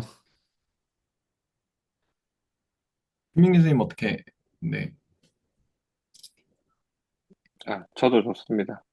뭐, 그러면 아주 간단하게만 좀 설명을 좀 해드릴게요. 아주 간단하게. 그래서 내가 더 필요하면 요청에 따라서 더 풀어서 설명해드릴 생각은 당연히 있습니다. 그러니까 기본적으로 그 질문이 그러니까 이제 지금 사용기하 라인을 안 따라가시는 분들 이게 뭔 소리야 하실 수 있는 가능성이 있는 걸 제가 염두에 놓고 이거를 중고등학교 수학의 입장에서 지금 김민희 선생님의 제가 질문을 좀 해석을 좀 해드려 볼게요. 어떤 거를 기본적으로 보시면 좋냐면 그 기본적으로 일단 그 김인승의 수학적인 답을 먼저 드립니다. 기본적으로 지금 보는 거는 이게 독일인들은 발음을 무슨 바카하라 뭐 이런 식으로 하는 것 같은데 저는 잘 모르겠고 뭐 바카렉, 베카렉 뭐 이런 식으로 보통 발음하는 것 같고 그러니까 케일리 베카렉 티어럼의 애플리케이션 그냥 이 어떤 위키페이지를 보시면 그냥 표준적인 얘기가 되어 있는데 그거의 어떤 어플리케이션으로서 파스칼 정리가 나오고요. 그리고 파스칼 정리의 특수한 경우로서 파푸스 정리가 나와요. 기본적으로. 근데 이제 여기서 이제 요거에 대해서 여기 계신 분들이 함께 이해하실 수 있도록 제가 얘기를 좀 나눠보자면 일단 이제 크레딧 그 케일리 베케르 티어럼이라고 부르지만 사실은 베케르 티어럼을 부르는 게 맞고요. 그 케일리는 사실 포뮬레이션 했다가 맞고 사실 증명이 틀렸어요. 그래서 이제 베케르이 조금 더 일반적인 걸 포함해서 이제 정확한 증명을 줬다가 사실 크레딧의 의미에서는 맞고 그 대수기하 계통을 공부하려면 이 정리는 반드시 알아야 되는 정리에 해당하고 이게 혹시나 이제 나중에 이제 그 이제 리만의 복수해석 라인을 공부하신 분들은 기본적으로 디바이저의 리니어 시스템의 어떤 펜슬에 대한 얘기가 사실 이 베케르 티어럼의 사실은 이야기예요. 아마 테렌스 타우도 이거에 대해서 해놓은 얘기가 있을 거예요. 제가 검색을 해가지고 드릴게요. 예. 그러니까 타우도 잘 모르는 것 같은데 일단 여기다가 올려드릴게요. 이게 어떤 분야의 그냥 어떤 그 차이예요. 그러니까 이거 읽으라고 보여드린 건 아니고 이게 어떤 센스에서 제가 공유해드린 거냐면 이게 어떤 꽤 중요한 어떤 정리이다 정도의 결에서 보시면 되고 이해 안 되시면 그런가 보다 고 치우시면 됩니다. 적어놓은 사람이 잘 몰라가지고 지금 어떤 이해하기 어려운 면도 있어요. 어쨌거나 기본적으로 저희가 중고등학교 때 생각했던 건 이런 식으로 생각하는 거예요. 직선, 기본적으로 우리가 생각하는 거가 1차원 대상, 직선. 이거를 방정식으로 생각하는 입장에서 정확하게는 다항식으로 생각하는 겁니다. 다항식 입장에서는 차수가 1차. 이게 어떤 리니어죠. 동의하시죠? 그리고 우리가 기본적으로 2차 곡선이라고 생각했던 게 이게 코닉 섹션이라고 저희가 이때까지 호칭했던 거예요. 그래서 2차 곡선들, 느낌들이 있으시죠? 그리고 그 다음에 이제 3차가 이렇게 그림들 그렸던 거 다 기억나시죠? 저희가 먼저 이거 포물선 그린 다음에 그 다음에 3차, 4차 이런 그림들을 그려 나가잖아요. 그러면 여기서 기본적인 질문들이 뭐가 되냐면 이 대상들이 예를 들어 두 가지가 질문이요. 직선을 보십시오. 직선은 몇 점에 의해서 결정이 됩니까? 두 점에 의해서 결정이 됩니다. 동의하시죠? 두 직선은 몇 점에서 만납니까? 한 점에서 만난다라는 이 말을 하기 위해서 사용기하가 그려드려집니다. 말이 이해가시죠? 그러니까 이렇게 보는 거 안 만나는 거 아니냐라는 건 사형기하의 관점이 아닙니다. 이해가시죠? 이거를 사형 평면에서의 관점으로 본다면 이것도 만납니다. 이제 이 말 별 거부감 없으시죠? 마찬가지로 2차 곡선이라고 하는 이 모든 대상들도 이걸 포물선을 생각하시든 쌍곡선을 생각하시든 어떤 타원을 생각하시든지 간에 이거를 정확하게는 사형 평면에서의 변환 을 하게 되면 이것들은 전부 다 이런 타원으로 언제나 바꿀 수가 있어요. 그런 의미에서 합동이라는 뜻입니다. 사형 평면을 바꾸는 거예요. 정확하게는. 사형 평면을 바꿔가지고 그래서 3x3 매트릭스, 제널 리니어 그룹의 매트릭스로 보든 뭐 사실 오버시에서 다 상관없어요. 그래서 그걸 가지고 보면 이것들을 전부 다 타원으로 생각하시면 타원 두 개는 어떻게 되냐면 기본적으로 타원 두 개 대충 생각해 보세요. 그러면 하나가 요거가 있고 다른 게 요런 게 있으면 네 점에서 만나죠. 혹시 전달이 되나요? 그래서 기본적으로 1차 다항식의 경우에는 질문이 두 가지. 몇 점이 1차 다항식을 결정하느냐? 1차 다항식이 만나서 몇 점에서 만나느냐? 라는 질문 두 가지가 있고요. 2차 곡선이 주어져 있으면 2차 곡선이 몇 점에 의해서 결정이 되느냐? 아마 5점일 거예요. 몇 점에서 결정되느냐가 5점일 거고요. 말 이해가시죠? 5점이 정해지면 그 5점을 통과하는 2차 곡선이 유일하게 정해진다는 뜻입니다. 그 뜻이고 2차 곡선 두 개가 만나는 거는 정확하게 표현하면 제너릭 포지션이라고 부르는 게 맞긴 한데 4점에서 만납니다.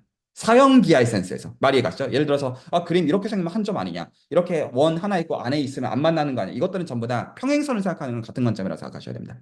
말 이해가시죠? 그래서 2차 곡선은 점 5개에서 결정이 되어지고 그리고 2차 곡선 두 개는 4점에서 만납니다. 이해가시죠? 여기서 물론 4점이라는 건 중근이나 이런 것들 다 포함하는 센스입니다. 그리고 사실 정확하게는 알제브레 클로즈 필드에서 얘기를 해야 됩니다. 정확하게 말씀을 굳이 드린다고 하면 왜냐하면 이것가 결국에는 네. 그러면 이거를 큐빅으로 확장하면 그래서 코닉 케이스가 2차 곡선, 큐빅 3차 곡선으로 확장하면 3차 곡선은 굉장히 재밌는 특징을 갖고 있어요. 이놈만 굉장히 재밌는 특징을 갖고 있는데 자, 이 방금 했던 질문 두 가지를 다 해볼게요. 그러면 3차 곡선은 말 이해가죠? 3차입니다 이번엔. 3차 곡선은 점 몇 개에서 결정이 되느냐? 1번 질문. 그리고 2번 질문. 3차 곡선 두 개는 몇 점에서 만나느냐? 이게 케일레 베카레 티어럼이거든요. 이게 몇 점에 났냐면 저 지금 제가 위키페이지 보여드린 걸 한번 보시길 바랍니다. 저거 이제 보시면 제가 이거 화면 공유를 하고 보여드릴게요. 이게 그 관점에서 보셔야 재밌어요. 이게 기본적으로 3차식인 건 다 대충 동의가 되시죠? 대충 동의가 되시죠? 이거 몇 점에서 결정이 되냐면요. 9점에서 결정이 돼요. 이저 지금 참고로 이 교점들을 세보죠. 하나, 둘, 셋, 넷, 다섯, 여섯, 일곱, 여덟, 9개 나오잖아요. 그래서 3차 곡선의 경우에는 점 9개가 정해지면 곡선이 유일하게 결정. 유일하게라는 말이 사실 틀린 말이죠. 어쨌거나 점 9개가 사실은 점을 이 3차 곡선 하나 결정하는데 지금 이 정리가 뭐를 가르쳐 주고 있는 거냐면 이게 어떤 의미로 이해하셔야 되냐면 이 의미로 이해하셔야 돼요. 제가 이 그림을 보는 관점을 좀 말씀을 드립니다. 여기서 지금 3차는 3차이기만 하면 돼요. 그러면 이게 제네릭한 3차예요. 이거 그림 다 동의하시죠? 저희가 중고등학교 때부터 익숙하게 그렸던 그거예요. 그런데 어떤 건 3차냐면 타워는 몇 차예요? 그 타워는 2차죠. 코닉은 2차예요. 코닉에다가 1차식을 하나 더 곱하게 되면 그러니까 이것도 3차예요. 이해 가시죠? 이렇게 생긴 것도 사용 평면에서는 3차로 봐야 됩니다. 이해 가시죠? 이게 두 개가 독립되어 있는 것처럼 보이는 건 우리가 특정 단면을 가지고 보기 때문에. 그럼 마찬가지로 모두 3차냐면 직선 3개도 3차입니다. 디그리가 3가 되니까요. 이해 가시죠? 그래서 지금 3차라는 걸 이 세 가지 타입을 생각하셔야 돼요. 그래서 이렇게 생긴 거, 이렇게 생긴 거, 그리고 마지막으로 이렇게 세 개 생긴 거. 이것들이 다 3차예요. 말 혹시 납득이 가셨나요? 여기까지를 염두에 두시고 이 그림을 다시 보십시오. 여기까지를 이제 이해를 하셨으면 얘 3차죠. 당연히. 그러면 이 파란색 선도 큐빅 한 개인 거예요. 이 빨간색 선도 큐빅 한 개인 거예요. 이 정리가 말하는 거는 이제 그 심상이랑 이 그림이랑 대조하면서 제가 말씀드리자면 다음과 같아요. 두 큐빅은 9점에서 만나는데 이 9점은 반드시 뭐랑도 만나면 다른 큐빅 하나랑도 반드시 만납니다. 그래서 큐빅 두 개가 9점에서 만나는데요. 이 9점에서 다른 큐빅 하나도 반드시 더 하나 더 있어요. 이게 바카라 티어럼이에요. 그래서 베카라 티어럼의 애플리케이션으로서 파스칼 티어럼이랑 파푸스 티어럼이 나오는 것인데 기본적인 결은 뭐냐면 큐빅 두 개가 9점에서 만나면 그 9점에서 만나는 또 다른 큐빅이 반드시 하나 더 있다는 거예요. 저게 저 베카라 티어럼의 뜻이에요. 그래서 지금 여기서 사형기하의 관점이라는 걸 이해하지 못하면 이거 직선 세 개인데 이게 무슨 그 3차식이라는 거야 라는 게 납득이 안 가는 라인이 되는 거예요. 이거 그냥 다 끊어져 있는 선들 아니야? 아니에요. 사형평면에서는 이어져 있는 거예요. 혹시 제가 지금 하는 말이 이해가 되나요? 평행선 두 개가 이어져 있다는 그 관점 하에서만 말이 되는 걸로 보죠. 이 단면에 그림으로 해석하시면 꼬이게 되는 거예요. 그러면 기본적으로 파스칼 티어럼과 파푸스 티어럼은 이 관점에서 해석하면 그러면 의미가 굉장히 명확해져요. 어떤 거를 보실 수가 있냐면 이제 보여드리면 그 이제 그림을 이제 같이 좀 관망을 좀 해보죠. 그러면 당연히 그 파스칼에 대해서 언급을 해놨을 텐데 이걸 봅시다. 그러면 이제 이 그림을 이렇게 보는 거예요. 자, 지금 이제 그림을 보시면 이게 타원이니까 이거 뭐예요? 코닉이에요. 2차. 이해 가시죠? 이게 2차. 자, 그러면 이제 2차니까 여기서 지금 점이 6개 있죠. 아까 제가 말씀드렸던 것처럼 그 점 9개가 그 큐빅을 결정합니다. 기본적으로. 그러면 지금 얘는 점이 지금 여기서 3개를, 6개를 좀 찍은 거고, 그 참고로 이것도 마음속으로 같이 생각하십시오. 얘도 지금 보면 이거 지금 직선 2개니까 몇 차예요? 2차예요. 말 이해 가시죠? 사형기하의 입장에서는 2차예요. 그러면 여기서 점이 총 6개가 있죠. 이해 가시죠? 그런 의미에서 똑같습니다. 그러니까 사형평면의 입장에서는 이게 그냥 코닉으로 보는 거에서 다 사실 다 똑같은 얘기예요. 이걸 뭐 디제네럴 케이스라고, 그러니까 제네럴 케이스라고 부르든 뭐든 그건 사실 별 상관없는 거예요. 그러면 여기서 점을 9개를 만들어야지 큐빅을 결정해요. 그래서 지금 일단은 이거를 이렇게 한 점에서 만든다. 이런 어떤 스테이트먼트 말고 그냥 그림으로써 점 3개를 더 추가합시다. 점을 9개를 만들어야 되니까. 이해 가시죠? 그러면 이 지금 3개를 통과하는 이 선을 추가시키면 이 코닉과, 이해 가시죠? 이 코닉과 이놈까지 해가지고 큐빅 하나가 있는 겁니다. 관점 이해 가시죠? 그러니까 베카라 티어럼에 따르면 큐빅 두 개가 9점에서 만나면 그 9점을 통과하는 다른 큐빅이 반드시 있어야 되는 거예요. 그러면 지금 이 그림을 어떻게 이해하셔야 되냐? 물론 지금 이게 뭐 헥사곤이야. 이것도 그림을 어떻게 그리냐에 따라 가지고 이제 헥사곤으로 볼 수 있죠. 근데 그런 거 말고 어떻게 봐야 되냐면 뭘 찾아야 되는 거예요? 큐빅을 하나 더 찾아야 되는 거예요. 그래서 큐빅 두 개가 오버랩이 9점에서 있으면 그 9점에서 오버랩이 있는 다른 큐빅이 더 있다라는 거에 어플리케이션으로서 이 그림을 관망하셔야 되는 거예요. 말 이해가 가시죠? 그러면 그걸 어떻게 찾아야 되냐면 지금 이제 이 요상한 선들밖에 없잖아요. 그러니까 이 선들을 가지고 찾아야 되는 것은 큐빅을 찾아야 되는 거예요. 말이 역시 납득이 가셨나요? 그러면 혹시 큐빅 찾을 수 있으시겠어요? 여기서? 뭐 사실 많은데. 자, 하나 예를 들어 볼게요. 제 커서 보이시죠? 이놈, 하나, 선 하나, 이놈, 선 두 개, 이놈. 그럼 라인이 세 개죠. 그러면 이놈, 이놈, 이놈을 가지고 만든 큐빅. 그 놈과 혹시 큐빅 하나 더 찾을 수 있으시겠어요? 지금 제가 만든 거는 요거. 뭐 만들기만 하면 됩니다. 그래서 그 어떤 거를 주면 될까요? 예를 들어서 뭐 여러 가지 이제 뭐가 맞지? 저 오랜만에 좀 보려니까 헷갈리는데 그러면 지금 여기서 이 나머지 지금 큐빅이 지금 제가 고른 요 놈 말고 잠시만요. 제가 지금 고른 게 요 놈을 골랐어요. BAFE로 해도 되나요? B A FE. F B A F 예 그걸로 해도 될 것 같아요. 그래서 이게 베카라 티어럼을 만족하는 놈들이에요. 그렇게 해서 9점에서 만난다라는 거를 이 세 점이 한 점에서 한 직선에서 만난다라고 설명하는 거예요. 파푸스 정리도 마찬가지. 그래서 그 김민희 선생님께서 꼬이시는 게 어떤 거냐면 이 그림을 이제 어떤 듀얼리티를 가지고 옮겼을 때 이 그림으로 보려고 하니까 이게 사형 기하의 그림을 그렇게 보려고 하니까 꼬이는 거예요. 그 특정 단면을 가지고 보는 그림이니까요. 그게 아니라 이 지금 정리 입장에서 지금 여기서 어떤 두 큐빅을 가지고 나머지가 만나는 거냐의 관점에서 보시면 그게 아마 보이실 거고요. 기본적인 관점이요. 그 관점 이해가시죠? 어떻게 보는지에 대해서. 그리고 이제 마지막 얘기로 거기까지만 드릴게요. 지금 말씀드리는 거는 허수근을 넣어야 되기 때문에 알제브레 클로즈드 필드 복소수에서 하는 거라고 보셔야지만 지금 말한 게 돼요. 참고로 말씀드리면 실수해서는 안 됩니다. 참고로. 그래서 사실은 RP2가 아니라 저 지금 논한 것들을 자세히 보시면 그 K라는 알제브레 클로즈드 필드를 가지고 뭐 KPN, KP2 뭐 이런 식으로 되어 있고 지금 보는 그림들은 CP2에서 봐야지만 맞는 그림들이고요. 한 가지 중요한 어떤 거가 왜냐 이게 그 배수 정리를 써야 돼서 그래요. 배수 정리가 먹히는 게 알제브레 클로즈드 필드를 걸어야 돼서 그렇고 사실은 저것들은 고전이 아니에요. 오늘날도 여전히 대수기하라는 사람들한테 계속 그 연구가 되어지는 라인이어서 지금 저희가 보는 것들은 그 나중에 이 어떤 대수 쪽의 랭귀지나 복수 해석적인 랭귀지가 세다이 되면 지금 저희가 보는 대상들은 벡터번들의 마줄의 섹션이에요. 지금 저희가 보는 것들은. 그래서 그 자체들을 사실 바꾸어 가야 되거든요. 그래서 지금 여기서 저 지금 보는 것들은 가장 쉬운 상황이에요. 그냥 단지 저희가 예를 들어서 컴팩트 오리엔터블 서피스라고 부를 때 그게 그냥 상황이 쉬우니까 많은 게 되는 것처럼 지금 저기서 이거를 대수적으로 포뮬레이션을 하게 되면 이게 실질적으로는 어떤 특정 어떤 이제 링과 마줄의 랭귀지로 다 셋업을 할 수가 있게 되고 그래서 여기서 저 지금 그 베케럴 티어럼은 사실 어떤 그냥 윙의 스트럭처를 사실 주는 거냐면 지금 그러니까 이제 저 기준은 뭐 아이젠버드의 어떤 그 책들이나 이런 거 보면 다그골 이게 스펠링이 뭐더라? 골센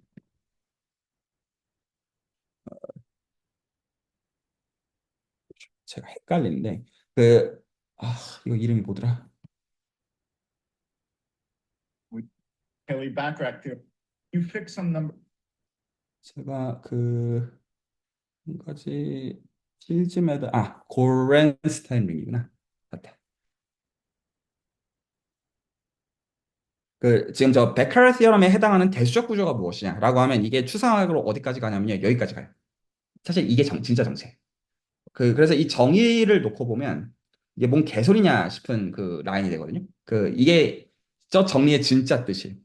그래서 이 라인에서 어떤 이제 그 푸시하는 방향에서 오늘날도 연구가 되어서 사실은 저희가 지금 봤던 거는 그냥 요 세팅에서 사실 보고 있었던 거고요. 사실은. 그래서 여기까지는 알려져 있어요.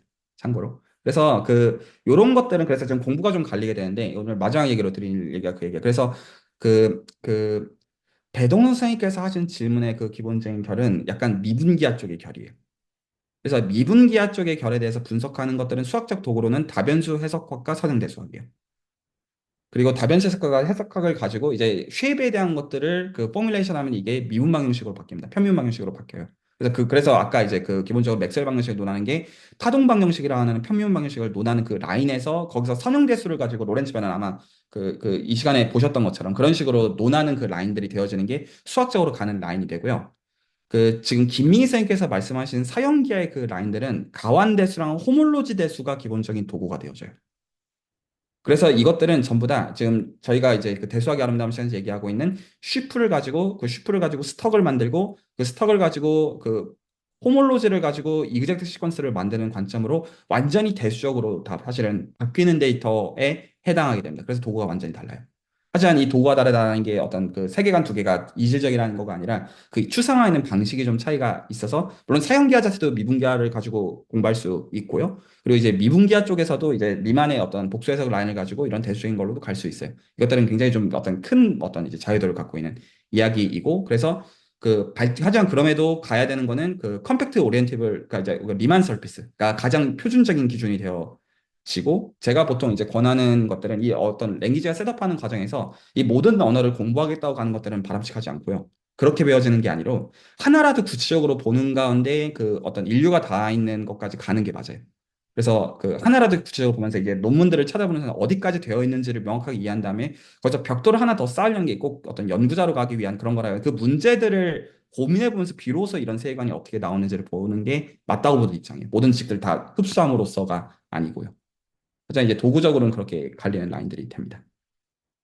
네, 오늘 뭐 요 정도 설명해 드리면 어떨까 싶고요. 혹시 질문이나 감상이나 코멘트 있으면 그리고 투마치 토크로 떠든 것 같아 좀 죄송스럽긴 하고 네. 아 그리고 사형평면과 그 어떤 그 거리에 대한 얘기도 그 얘기도 할 얘기가 좀 한 세월이에요. 그래가지고 그것도 나중에 좀 맥락을 봐가지고 말씀 좀 드릴게요.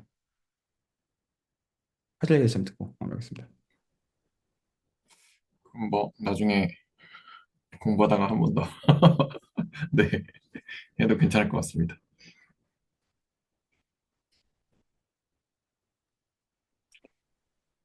오늘 뭐 사실은 제 질문이나 이런 거에 비해서 또 아주 많은 얘기해 주셔서 너무 감사하고 어 저는 이제 개인적으로 또 대수학의 아름다움에도 이제 참가하고 있는데 뭔가 그쪽과 관련된 얘기가 조금씩 이제 들릴 때마다 사실은 조금 또 기분이 좋은 것 같아요.